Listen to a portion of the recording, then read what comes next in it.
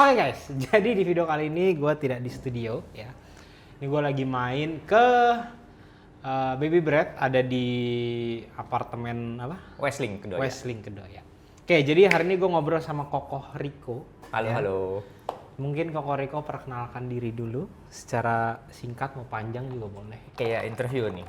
Nama gua Riko, gua di sini yang jadi gua lebih jadi co-foundernya karena foundernya gua lebih ke istri dia yang pilih namanya. Oh, Dan gua Menteri sebagai Keuangan tuh ya? betul, dan gua sebagai roasternya di sini. Kebanyakan di sisi roastery. Oke. Jadi harusnya teman-teman yang tinggal di daerah barat harusnya udah tahu lah. Coffee shop di sini di apartemen gitu ya, dan menurut gue nih di daerah sini entah gue nggak tahu karena memang gue kayaknya agak-agak jarang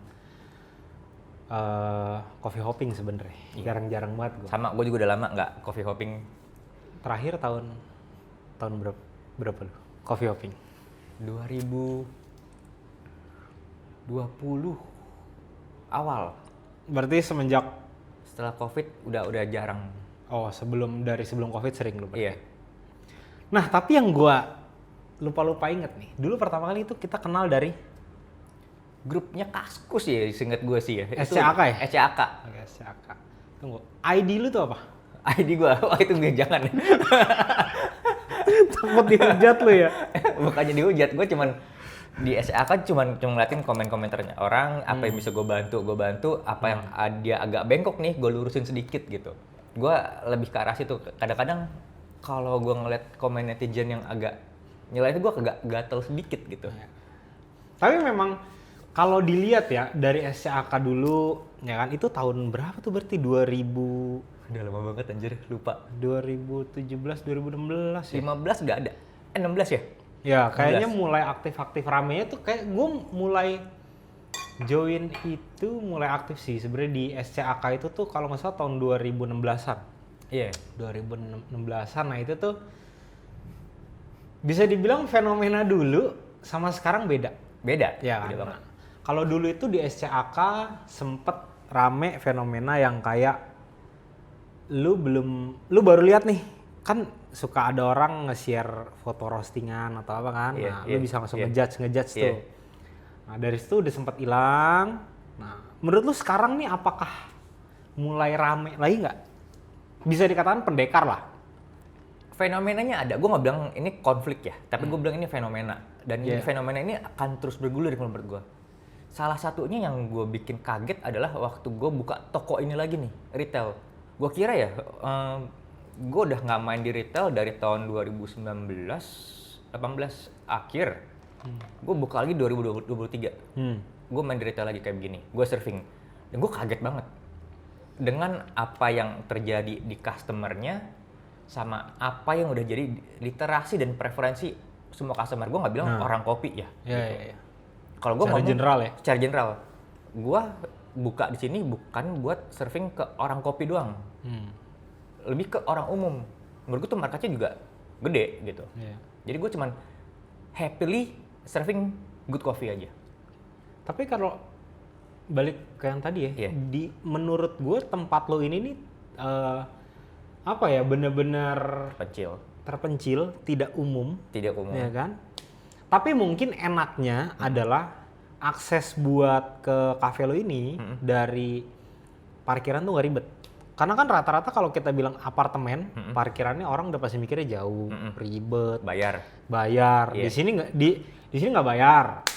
Terus dari akses parkiran depan juga benar-benar deket. Ya ada walking distance tapi nggak jauh-jauh ya, nggak banget. Jauh gitu. dekat, yang repot kalau pas hujan. Kalau pas hujan ya. kita paling lo bisa berhenti di lobi atau nanti kita kasih payung gitu. Ya kecuali orang yang nggak tahu deh, kayak kemarin tuh gue muter ke sono anjing keluar sini, totalnya bisa nembus. Karena security kan di rolling terus, semua security kan tahu juga. Security-nya masih security dari apartemen gitu. Sebenarnya kalau enaknya sih cuma enaknya di gue cuma tinggal naik turun lift doang. Iya, karena lu juga tinggal di sini. Kebetulan dapat tempatnya di sini. Gitu. Kalau dari segi customer, kan tadi dia udah terpencil. Menurut gua nggak banyak orang yang tahu. Bisa ngandelin ini cuma dari mulut ke mulut doang lah. Yes.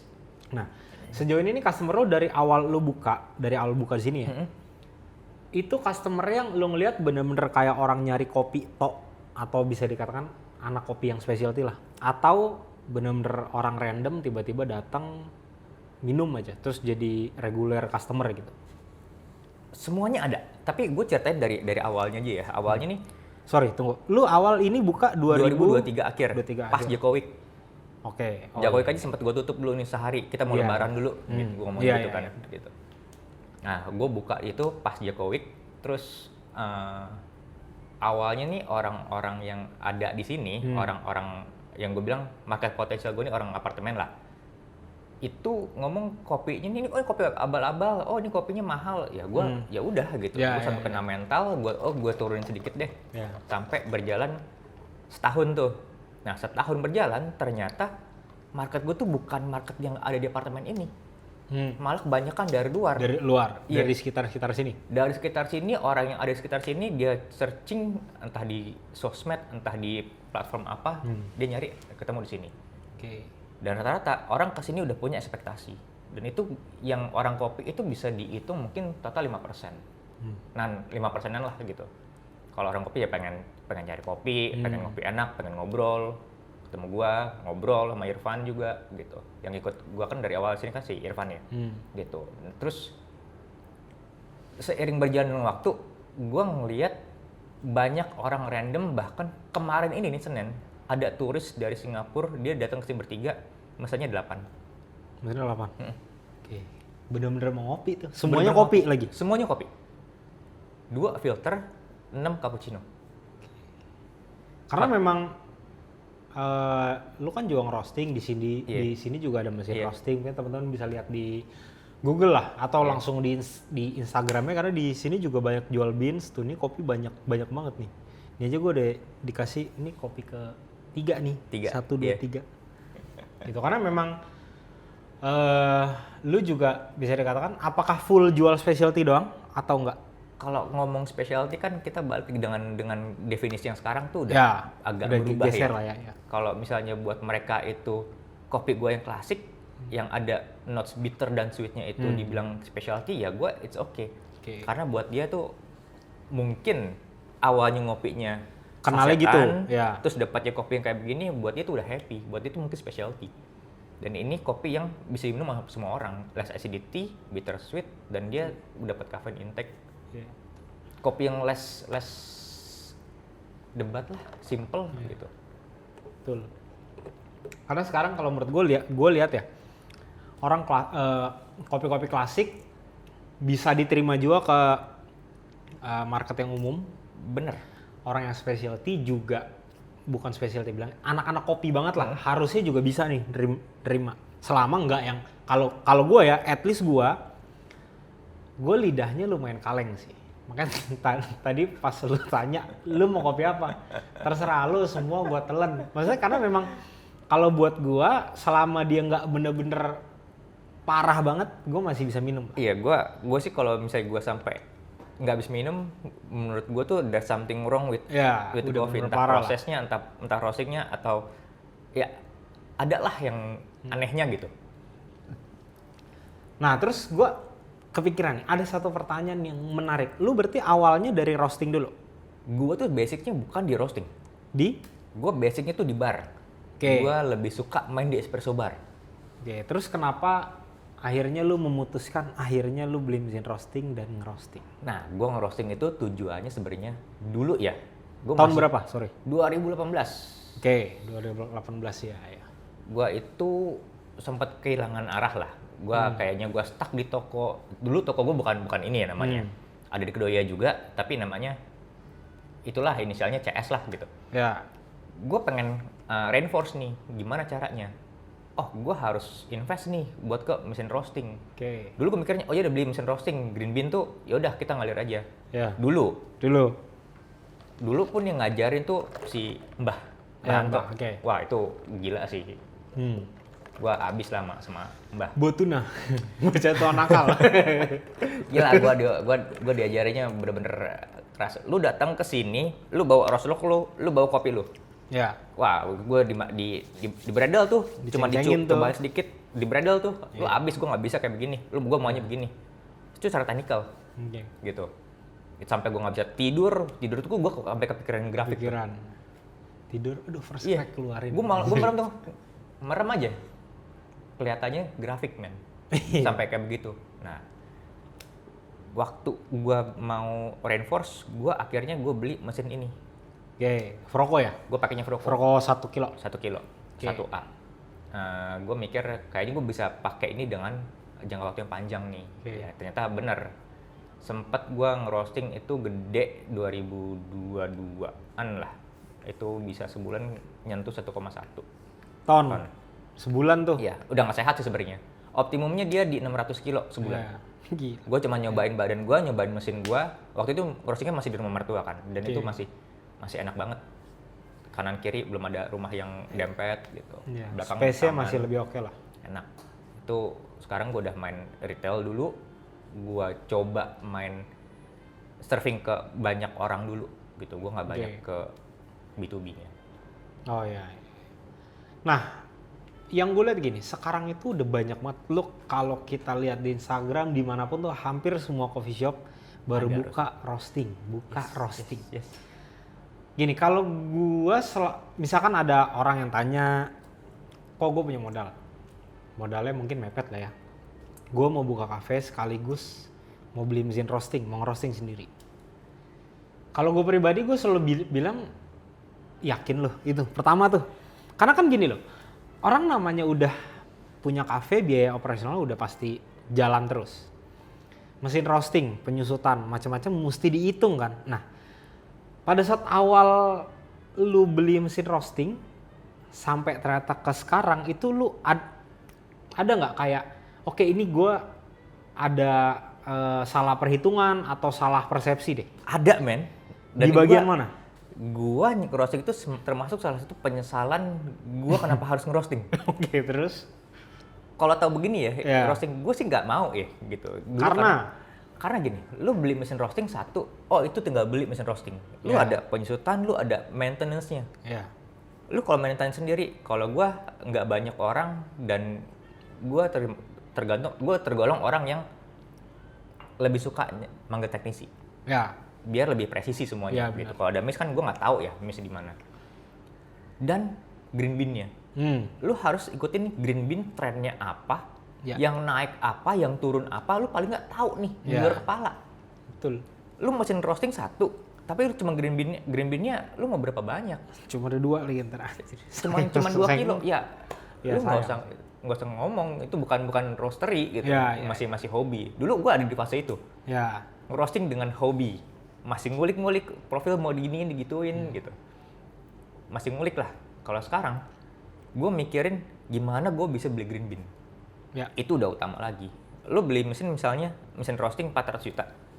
Green bean lu paling nggak 1,5 M lah. Iyalah, karena kan harus ngamanin, apalagi lu kalau misalkan buat B2B ya, itu kan lu harus ngamanin stok setahun kan. Betul. Gitu. Sama sih, karena ini juga kebodohan gue sih dulu. Awal gue masuk dari roasting sebenarnya kan. Itu bodoh sih, bener-bener bodoh banget gue. Belum ada kenalan siapa-siapa, beli mesin roasting. Beli mesin roastingnya murah lah. Yang gue problem itu di beans. Ini gue nggak tahu nih, kalau ngomong tersinggung apa nggak orang-orang nih, anjing bahaya. Sekarang kita harus tahu lah, namanya lo bisnis, lo butuh supply gitu, lo harus kenal orang dalam. Minimal ada kenalan, segala macam. Gue pernah ada dapat 1 supplier green bean, gue beli sekilo aman. 5 kilo aman. Terus kalau nggak salah 20 kilo aman. Beli 1 karung lah gue. Wah. Jackpot. Itu di dalamnya isinya segala-galanya juga ada sih. Mulai ngomong apa? Kayu, ranting, paku, batu. Wah. Dan itu gue kejadian beberapa kali. Di situ gue kapok buat beli langsung banyak nih.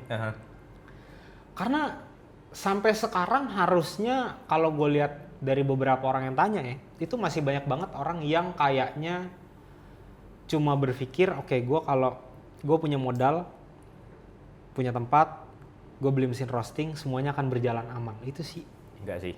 Ya Enggak, tapi semoga aja ya. Ini gue tidak memojokkan supplier green bean atau siapapun itu. Semoga sih, gue nggak tahu nih marketnya sekarang gimana. Tapi kalau dulu sih jebakan Batman. Itu gue satu karung, wah itu gue milihin banyak sampai mata gue ngeliat tembok hijau, lu tau nggak lu? Di sini juga sih. Ada yang kita espresso salah satu origin yang kita pakai lah buat espresso ini.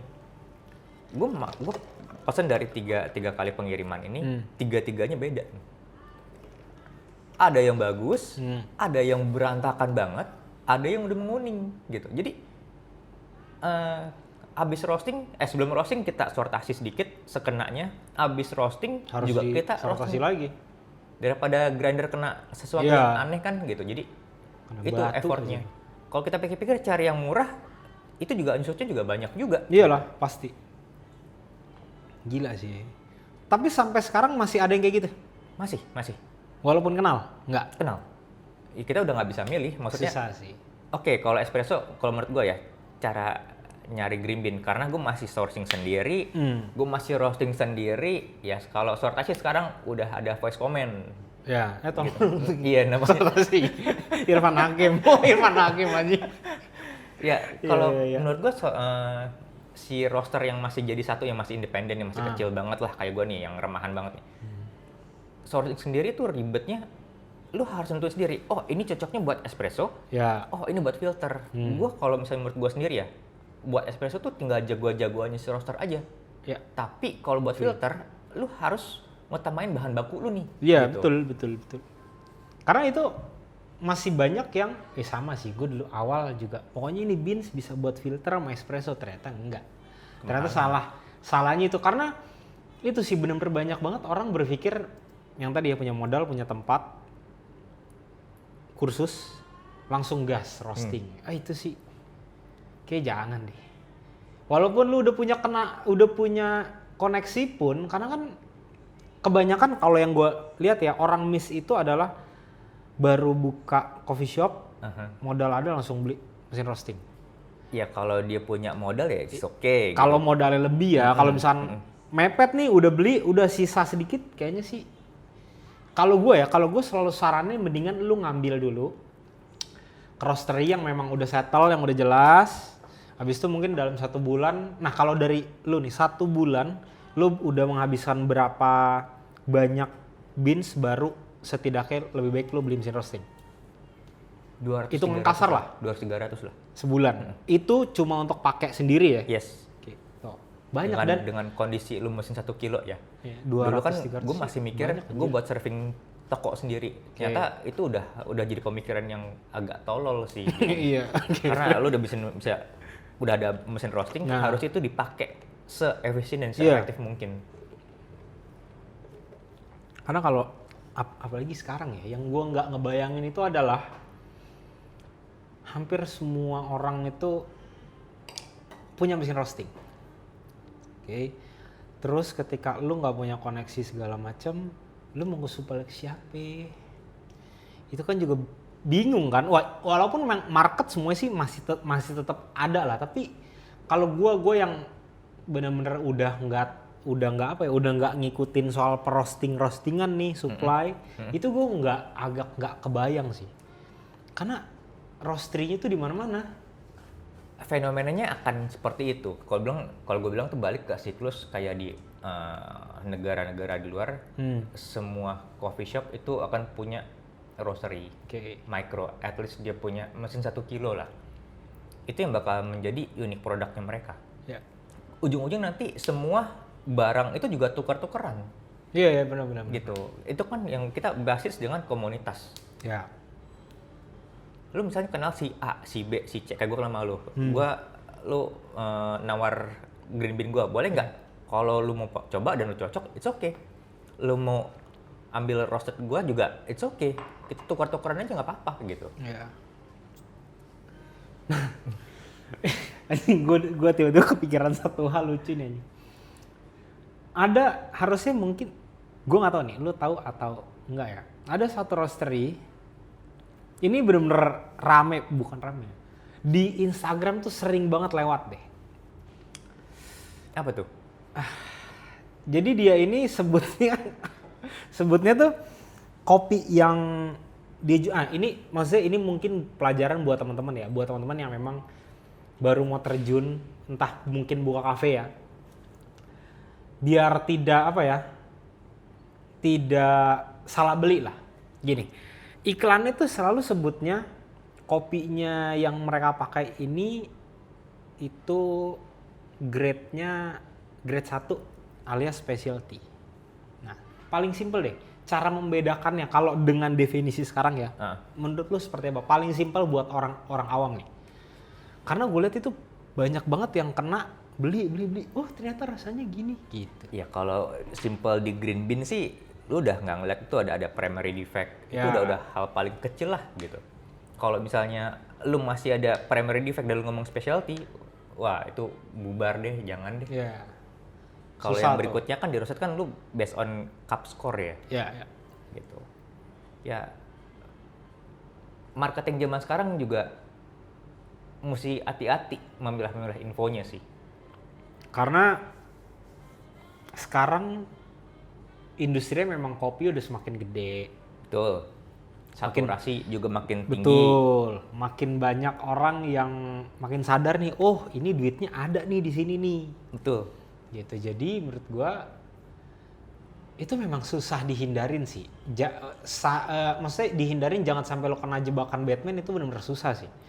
Susah banget. Jalan satu-satunya menurut gua adalah lo harus gabung sama komunitas, lo jadi bisa tukar pikiran macam-macam. Maksudnya tuh jangan sampai lo kayak oke, gua nih bener-bener bisa nih si paling paham lah ya. Lo main jalan sendiri, wah itu sih nyemplungnya udah kemana-mana tuh.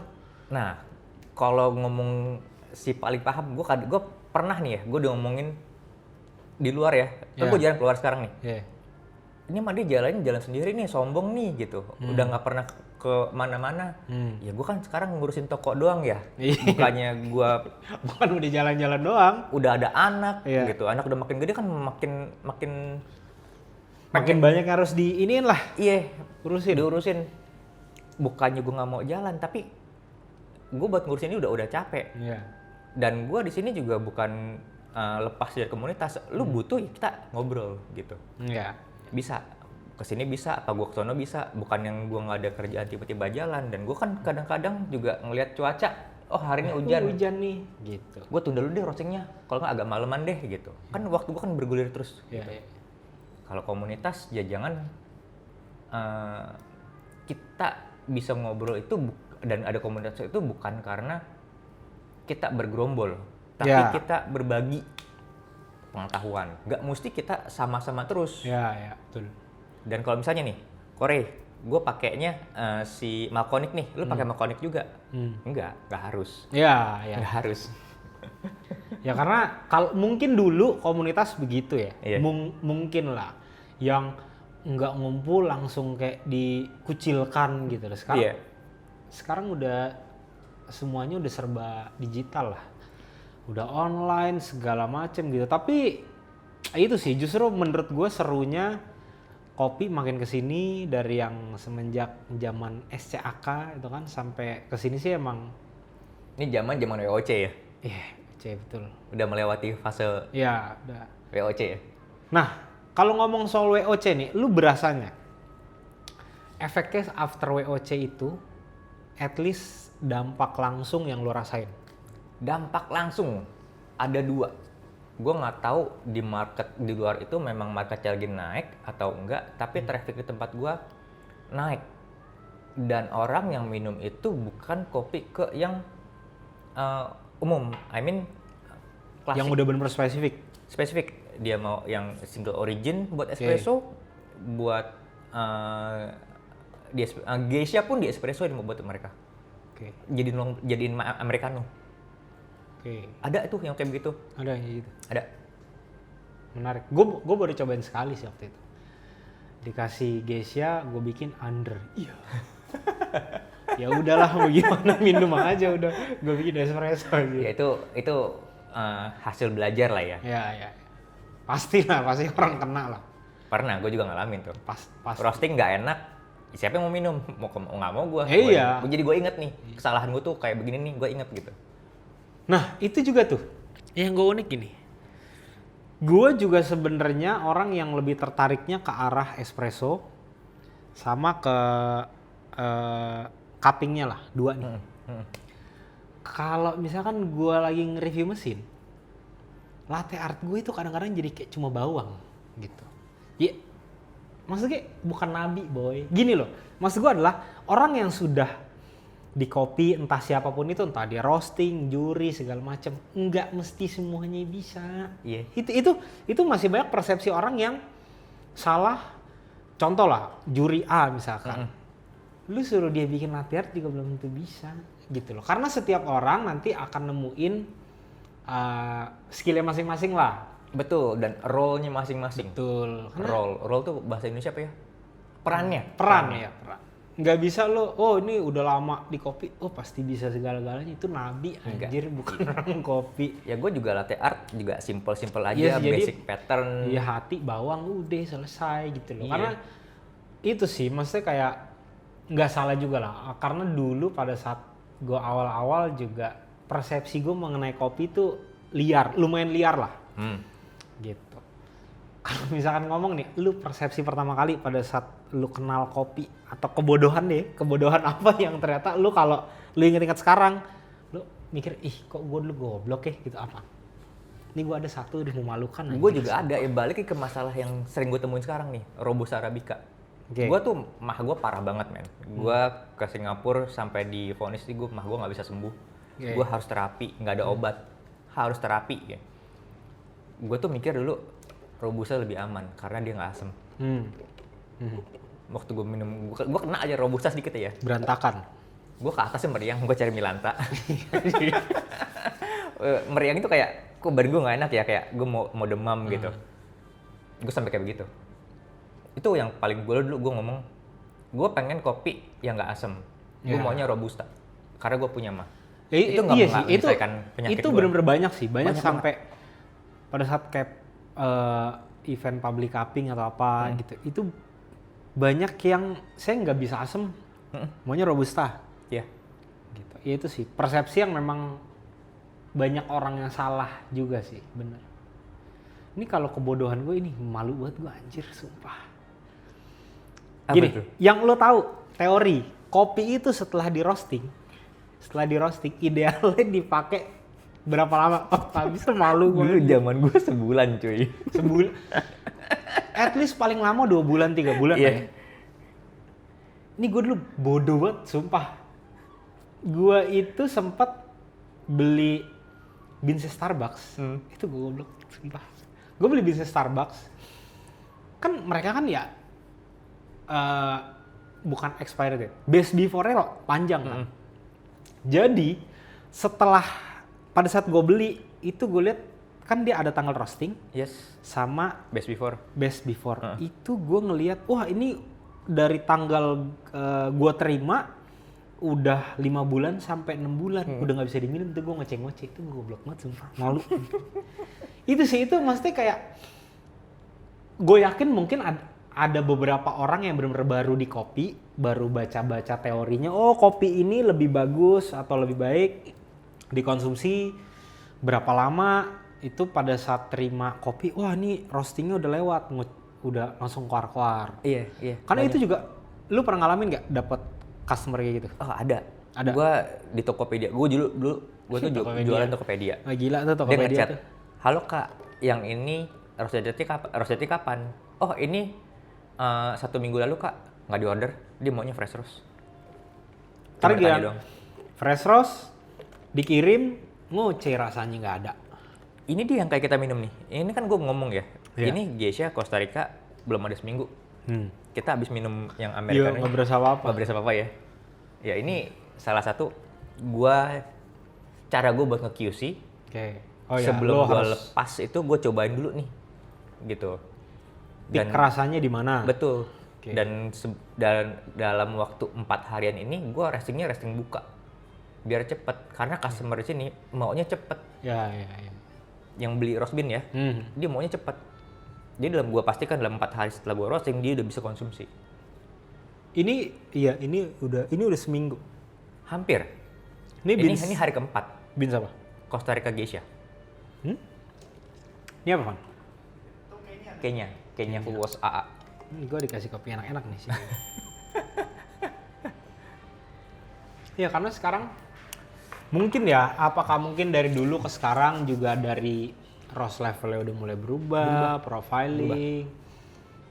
Kalau dari lu nih, amannya sebenarnya tuh beans, setelah di roasting ini kita ngomong general ya, amannya udah boleh diorder atau udah boleh diminum setelah berapa lama? Filter itu gua rekomen banget 14 hari setelah gua roasting. Oke. Terus? Kalau misalnya espresso, gua rekomen banget 1 bulan. Espresso sebulan? Yes. Nah itu karena memang berubahnya udah benar-benar jauh. Jauh.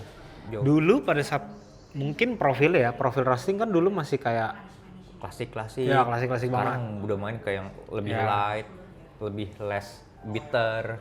Berarti dan processing pun pengaruh banget. Gua yang sebagai roaster ini kan, gua kan jalanin role gue sebagai role dan barista. Waktu gue jalanin role sebagai si roaster ini, gue harus tahu profil pertama gue tuh dari si green bean ini tuh kayak gimana. Ada yang nggak keluar nggak rasanya, bisa gue apain lagi. Paling nggak gue setelah profil ketiga, profil keempat pasti gue udah stabil. 4, 5, 6 itu pasti udah stabil. Karena 3 profil pertama gue masih nyari nih pasti. Ya pasti. Gitu. Kalau bisa 1, 2 udah enak ya gue stay di situ mendingan. Nah kalau gue pas di barista, dari biji yang gue roasting, coffee beans yang gue roasting itu, gue berusaha buat naikin lagi rasanya. Jadi gue harus mencoba dari perannya si roaster sama perannya gue di bar pun harus elevate si rasa si kopinya sendiri. Betul. Gitu.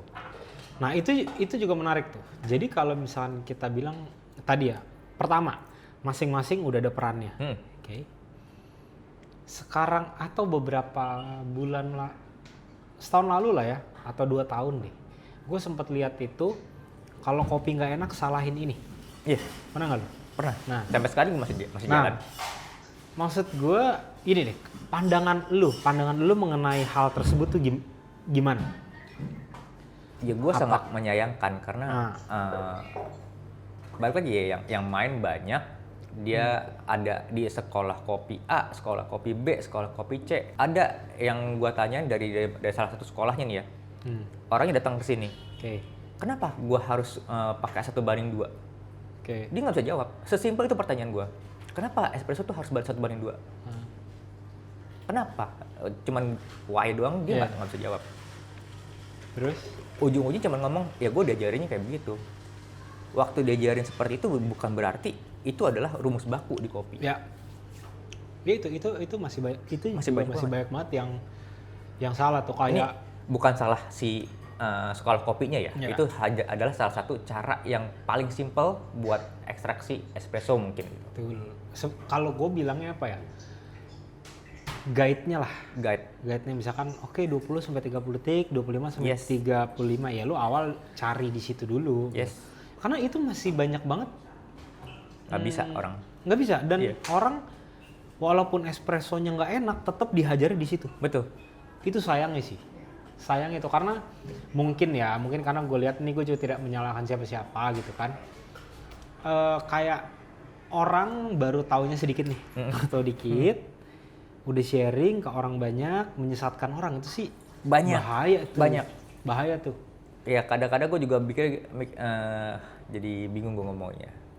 Kita berteman itu juga pilih-pilih teman, nggak semua teman itu juga baik juga gitu. Bukannya kita ada maunya ya, tapi kalau si A ngomong begini jangan terlalu diambil pusing gitu. Tapi ada satu yang bikin gue pusing. Ini apa ini? Gue jadi curhat sedikit. Boleh nggak Korea? Boleh dong. Ya jadi ada di salah satu toko yang pakai kopi gue, ada ini si orang kopi si A lah datang. Datang ngomongnya, ini kopinya overdeveloped.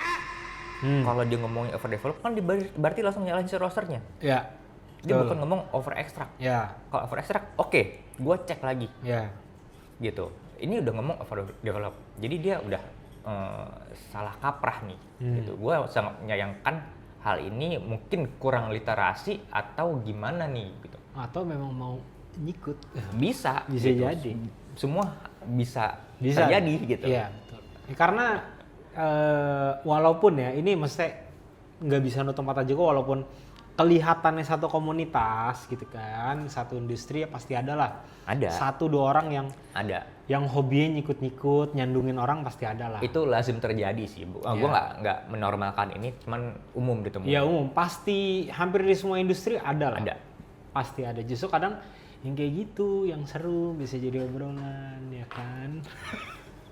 Nah, selanjutnya nih kok, lu kalau misalkan balik ke yang tadi ya, masalah sesudah WOC, menurut lo efek jangka panjangnya, menengah deh, mungkin dalam 6 bulan ke depan atau at least sampai akhir tahun ini, efeknya yang bakal bener-bener mungkin yang punya bisnis coffee shop atau roastery rasain tuh apa? Ya marketnya bergairah sih, jadi semua orang udah kelihatan perannya masing-masing. Toko yang kecil punya peran sampai gue nganggapin gue toko kecil ya. Yeah. Gue tuh masih punya kecipratan gitu. Okay. Gue ada cupping sama si Juan Diaz dari Kolombia. Yeah. Itu buat gue something yang wah ini gerak banget ya marketnya. Gue juga belajar banyak dari si Juan ini. Ternyata Kolombia juga market juga growing. Kayaknya gue kemarin pas WOC di Kolombia gue juga cupping tuh diajak Wilcin tuh. Iya. Dia punya itu kan? Betul. Tengah-tengah dia ada itu, di situ juga. Iya. Itu juga dia juga banyak macam-macam kopinya. Iya. Terus sampai kira-kira mungkin feeling gue ya, Jacobwick ini gongnya buat sampai akhir tahun. Ya, penutupan. Closingan.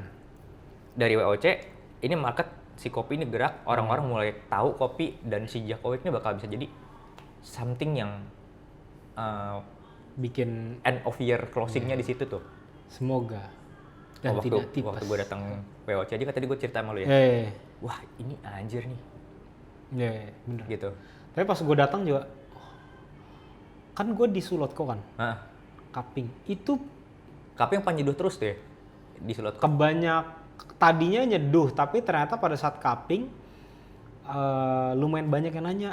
Nanyanya itu kan gini, kalau kita udah di kopi kita tahu nih ini orang memang udah di kopi atau umum penasaran. Nah, ternyata itu lebih banyak yang awam loh.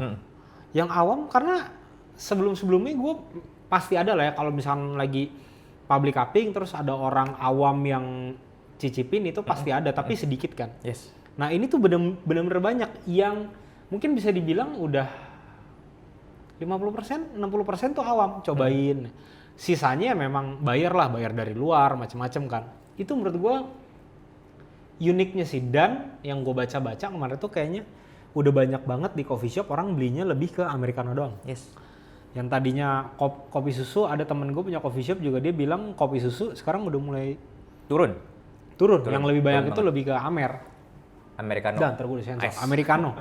Anjir kan dolar kuning nih. Iya. Di sini gue juga jualan americano tuh cukup nyayur ya. Jadi gue ada 2 grinder, yang satu klasik, yang satu yang fruity lah. Gue masih tahu sama customer-nya. Iya itu kelihatan. Itu perbandingannya kayak 5:1. Yang kanan, yang sebelah sana lebih jalan, yang klasik lebih jalan. Oke. Jadi yang orang masih. Iya, yang kiri yang tadi gue minum pertama. Betul. Itu yang fruity, tapi kita nggak sampai asem banget kan? Iya. Gitu. Masih lumayan balance lah. Semoga seharusnya, karena gue lihat juga setelah WOC itu, gue kebanyakan sih temen gue yang punya kafe segala macam itu kayaknya banyak yang ngerasain impact-nya juga, setidaknya dari dia pertama americano dia naik, yang kedua espressonya mulai banyak yang beli. Betul. Itu uniknya sih. Ya semoga aja ya, semoga industri makin ramai juga. Itu harapan kita bersama. Ya, karena biar semuanya bisa nyayur, bisa makan gitu. Jadi kita nggak jualan cuma barang-barang murah doang. Ya, gitu. Ya, jadi si roastery jalan, si cafe jalan, si petani juga nyaman nih. Ya, gitu. Petani dan prosesor. Karena kan gini, selalu yang diributin itu adalah gua beli kopi dari petani, dapetnya yang jelek. Susahnya kan itu kan ya semoga lah dengan ini makin jalan, harusnya untuk dapetin kopi yang memang bagus nggak susah. Tapi sekarang memang udah nggak terlalu susah sih. Sourcing open. Ya, tapi memang kayaknya ada beberapa origin yang susah deh. Ada.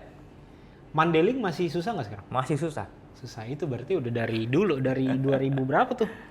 Iya, kalau itu kan gue nggak tahu ya bener apa salah ya. Jadi ada yang ngomong ke gue dari Mandailing itu kebunnya jadi kebun sawit gitu. Tapi ya still Sumatran Coffee itu masih ada. Masih ada sih. Karena memang mereka kopi-kopi di Sumatera punya ciri khas yang memang beda banget sih. Kayaknya belum ada kopi yang karakternya sekuat itu sih. Kayaknya ya. Betul, iya. Sejauh ini gitu. Masing-masing punya karakter. Cuma kalau menurut opini gue pribadi ya, kopi Indonesia yang paling enak itu menurut gue masih di Aceh. Aceh? Iya. Karena? Kompleksitasnya, bodinya itu paling unik sendiri. Dia semuanya dapat ya? Semuanya dapat. Enak nih. Kalau dinginnya enak ya? Nggak ngehajar ini? Iya. Nah terus selanjutnya nih kok. Lu setelah menjalani buka bisnis begini, sekarang kesulitan yang paling lo alami itu apa? Yang paling susah deh, kayak lo stres gitu. Kalau gue sih masih di harga kopi ya, harga kopi mentah, green bean. Kadang-kadang gue masih, gue selalu kalau malam tuh ngecekin proyeksi gue buat bulan ini, belinya kemana, ke siapa, dan berapa kuantitinya. Baik filter, mau espresso. Susah sih itu. Itu selalu PR gue tiap malam. Gue moga-moga pengen ya, gue punya orang purchasing sama orang procurement lah. Yeah. Dia tahu kopinya tinggal ada sampel, gue decide, atau bahkan itu udah ada orang yang decide, gue udah ngapa-ngapain. Itu susah sih. Susah banget. Susah banget ya. Terus nih baru tadi nih kok. Tadi tuh gue lihat di Instagram ada orang yang sebut gini. Coffee shop itu bilangnya specialty. Oke, kalau kita bilang specialty ini terlepas dari mau specialty itu definisi lama atau baru ya.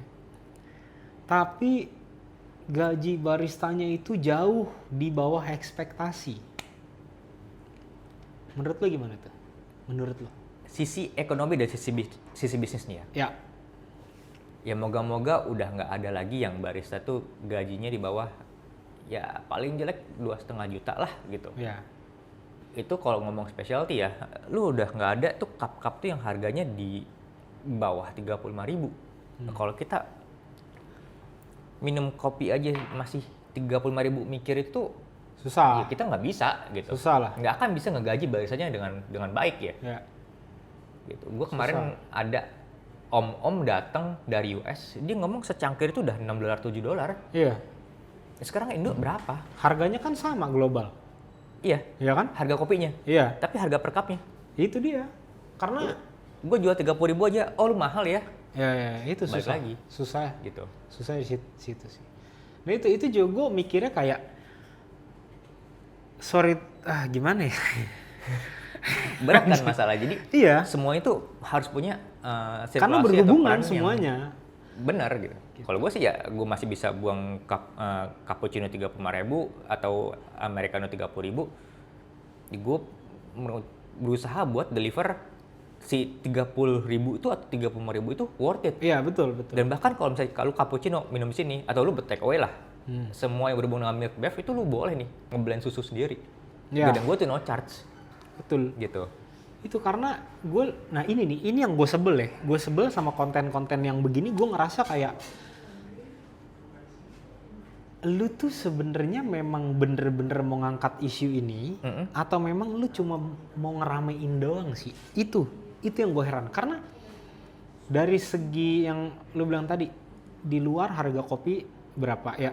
Kalau misalnya ngomong gitu nanti pasti ada yang nimpalin ya karena di sana gaji gede gini. Ya sama aja gaji di sana gede tapi kan biaya hidup juga gede kan. Betul. Mas gue harga kopi global itu sama. Beda cerita kalau lu pakai kopi kampret ya itu beda lah. Kalau ngomong specialty harga globalnya sama. Tapi di sini lu dikasih harga 30.000 mikir-mikir. Betul. Ya. Gimana mau jalan? Itu sih mas gue. Semoga industri ini nanti semakin, yang gue bilang tadi ya, makin rame. Tapi orang-orang yang bikin konten cuma biar rame doang, kurang-kurangin dah. Maksud gue malah jadi ribut lu ntar yang ada. Konten gorengan lah. Iya. Itu jangan terlalu gembar-gembar, ngeluarin isu boleh. Boleh. Tapi yang memang relate lah, jangan yang memang lingkaran setan itu masih belum bisa hilang. Tapi kalau kita nggak ada isu juga nggak rame ya. Iya, betul juga. Aduh, gimana dong? Gimana, Pan? Itu sih maksudnya ya kalau gue lihat sebenarnya semakin banyak konflik kadang berarti industrinya semakin gede sih. Berkembang dan menariknya semoga dia. Kita waktu di sisi matchernya nih di industri kopi nih. Itu akan lebih baik. Gitu. Itu kan kalau misalnya kita mau kondisi matcher kan kita harus sakit-sakit dulu nih ya. Iya, pasti lah. Ini satu fasenya. Tapi dari fasenya kita udah tahu nih. Oh, kita udah punya juara dunia. Ya. Udah bisa ada WOC di negara sendiri, di Indo. Itu step-step yang bagus lah. Itu ya harapannya pas sudah lebih mature, kita udah punya pondasi yang sangat kuat.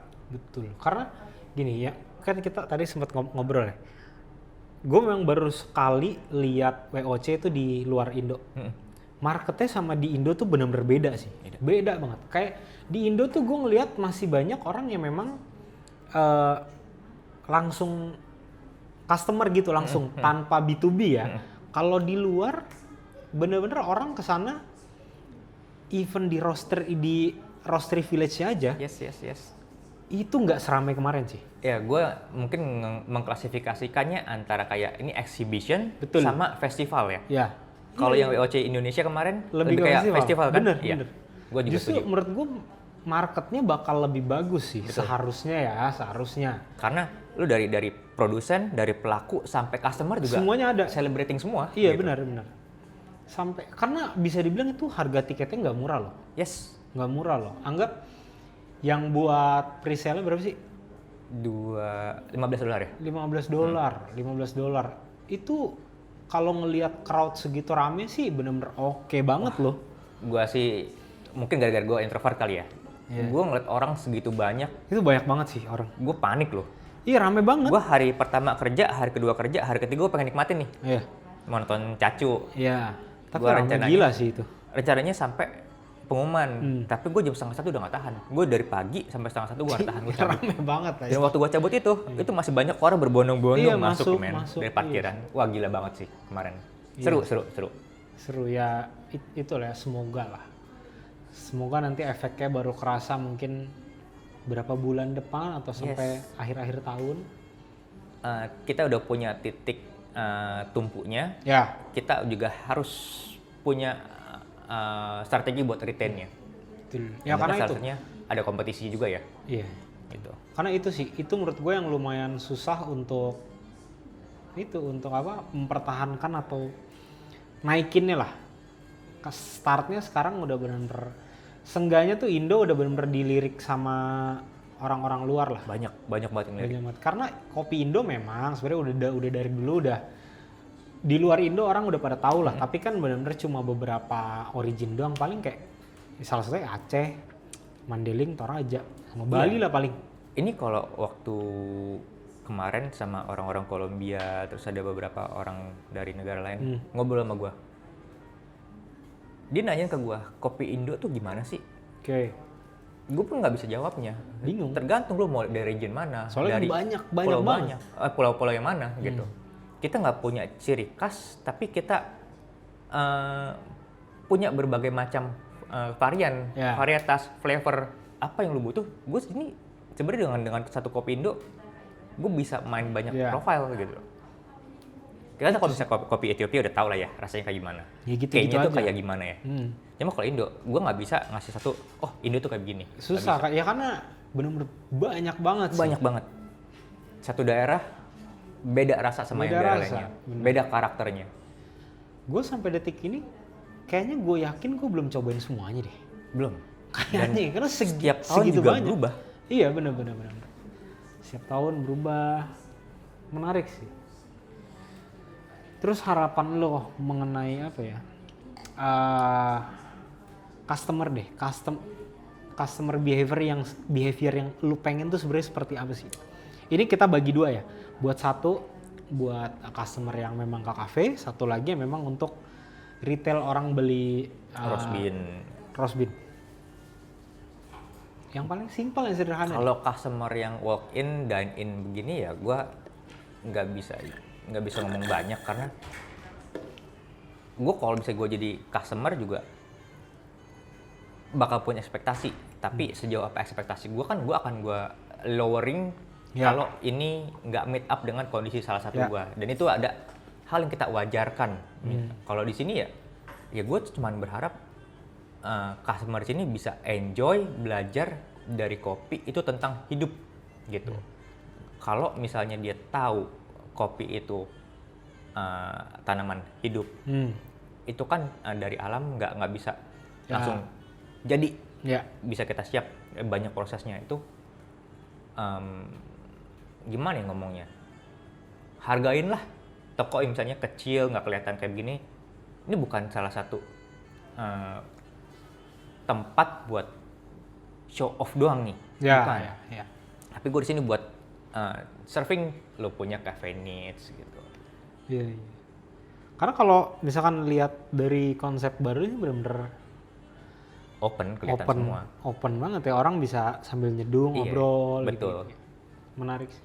Kalau yang beli roast bean, ya profil gue adalah profil yang optimum. Jadi setiap profilnya itu ada yang gue buka dan ada yang gue umpetin. Dari potensi green bean itu. Kalau dia misalnya gue Ethiopia nih, ada high notes-nya. Apakah bakal gue buka? Nggak bakal gitu. Bakal gue lebih undering sedikit gitu. Berarti bisa dibilang karakter roastingan lu tuh bukan yang, kan ini banyak nih yang nyari, bang gue mau kopi yang asam. Nih, lu kalau mau kopi yang asam, lu bikin under aja semuanya.